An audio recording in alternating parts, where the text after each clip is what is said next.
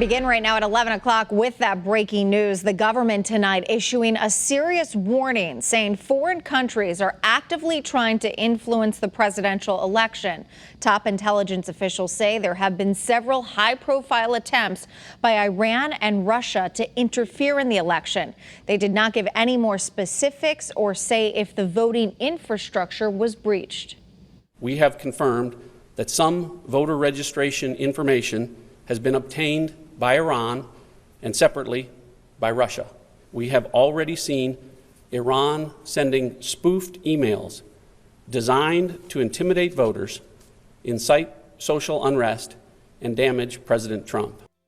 Tonight, we are looking at what this means for Connecticut voters and whether we should be concerned. Channel 3 Eyewitness News reporter Matthew Campbell spent the night talking with the Secretary of the State. He joins us now with her message for voters. Matthew.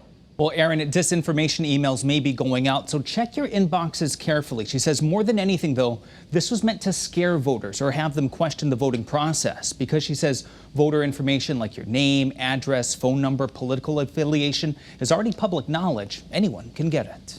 They have obtained some voter information just as they did in 2016. It's scary to hear, but Denise Merrill, Secretary of the State, says don't fear. Connecticut was prepared for this. All of this was to be expected, honestly, and a lot of it is going on as we speak.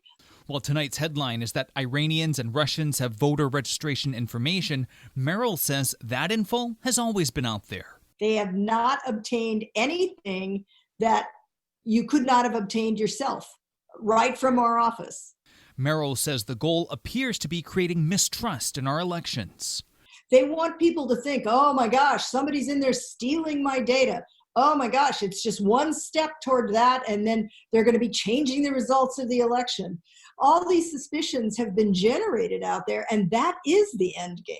Merrill is confident the authenticity of the election won't be impacted, but Dr. Matthew Schmidt, professor of national security and political science at the University of New Haven, says this may impact turnout.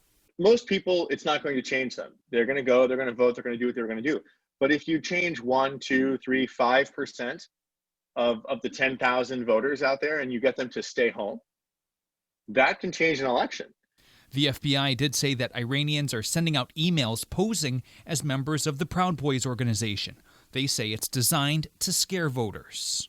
They don't think that they're going to get Democratic-leaning voters to vote Republican. But if they just get them to not show up at the polls, especially in key swing states, that could shift an election. So again, all of your voter registration information is already public. And in our interview, Merrill did say she's made a push to make some of that private going forward. She also wants to remind voters that everything we do in Connecticut is not tied to the voter registry or the internet. Live here in studio, Matthew Campbell, Channel 3 Eyewitness News.